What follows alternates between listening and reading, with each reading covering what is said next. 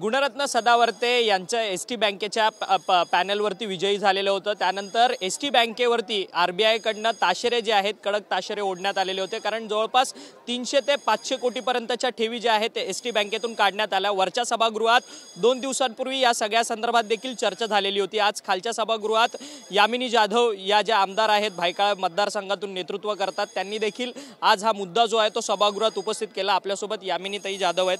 ते खरं तर तुम्ही एसटी बँकेच्या संपूर्ण या कारभारासंदर्भात ताशेरे देखील ओढले आणि हा मुद्दा तुम्ही सभागृहात मांडला। अध्यक्षांकडनं अथवा संपूर्ण मंत्र्यांकडनं या सगळ्या संदर्भात काय उत्तर तुम्हाला देण्यात आलं?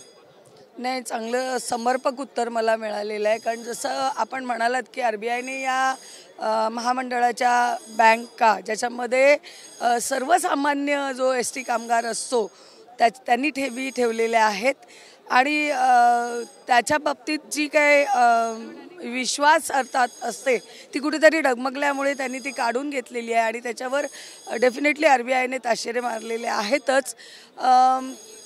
पण आज माननीय सहकार मंत्री जे आहेत त्यांनी त्याच्यावर अशी आश्वासन दिलेलं आहे की जी समिती नेमलेली आहे, जी निबंधक त्याच्यावर नेमले गेलेले आहेत आढावा घेण्यासाठी, ते 2 महिन्यामध्ये त्याच्यातनं त्याचा आढावा शासनाला सरकार दुटप्पी भूमिकेत नाहीये का? एका पद्धतीने ऐकून घ्या, कारण की ज्या पद्धतीने एसटी बँकेवरती अनेक ठेवी ज्या आहेत त्या काढल्या गेल्यात, आरबीआयने ताशेरे ओढलेत, वरच्या सभागृहात चर्चा झाली, वरच्या सभागृहात देखील वळसे पाटलांनी सांगितलं की या सगळ्या संदर्भात निबंधक नेमण्यात येतील, बँकेची चौकशी करण्यात येतील, पण प्रशासक मात्र अजून बँकेवरती नेमण्यात येत नाहीये। बँकेवरती प्रशासक नेमण्यात यावा का, ही मुख्य तुमची मागणी राहणार का?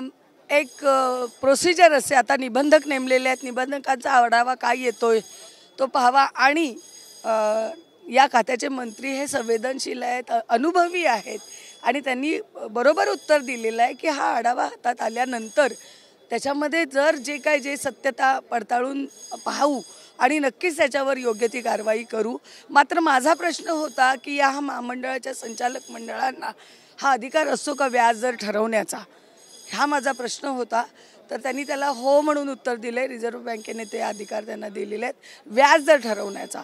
अर्थात मला नाही माहिती, मी खोटं नाही बोलणार की कोण तिकडे ते 22 वर्षाचे अधिकारी बसलेले आहेत त्या महामंडळावर आणि मला ते जाणून घेण्याची गरज वाटत नाही। मला असं वाटतं नियमानुसार जर ती वयोमर्यादा तो माणूस कंप्लीट करत नसेल आणि त्या नॉर्म्समध्ये बसत नसेल तर त्याला बाजूला। परंतु थेट तुमचेच पक्षाचे नेते आहेत आनंदराव अडसूळ आणि गुणरत्न सदावर्ते, थेट दोघी एकमेकांना भिडलेले होते मध्यंतरीच्या काळात याच एसटी बँकेच्या संपूर्ण एसटी बँकेवरती जवळ तब्बल 18 जे निवडून आलेले पॅनलचे सदस्य आहेत त्यापैकी 14 जण हे आता सदावर्त्यांच्या विरोधात आहे। ही सगळी पार्श्वभूमी लक्षात घेता हा मुद्दा वरच्या सभागृहात मांडला गेला, खालच्या सभागृहात मांडला गेला, परंतु सरकार कारवाई करण्यात कुठेतरी असमर्थ आहे का? सारखं वेळेवरती वेळ मागतंय? नाही, मला सदावर्ते कोण आहेत त्यांच्याबद्दल काहीही बोलायची मला वाटत नाही गरज आहे। मला माझ्या सरकारवर पूर्ण विश्वास आहे आणि सरकार या बाबतीत किमान सर्वसामान्य लोकांच्या बाबतीत नेहमी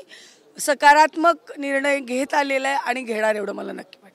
तुम्ही आमच्याशी बातचीत केली होत्या भायखळाच्या शिवसेनेचे आमदार यामिनी जाधव।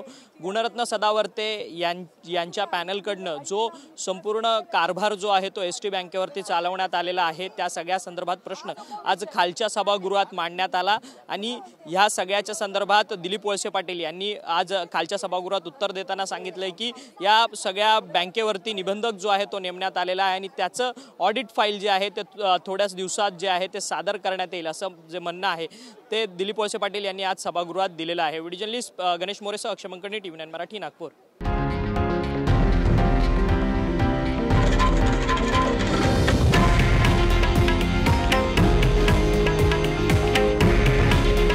हे आहे देशातील नंबर 1 न्यूज नेटवर्क आणि आपण पाहत आहात TV9 मराठी।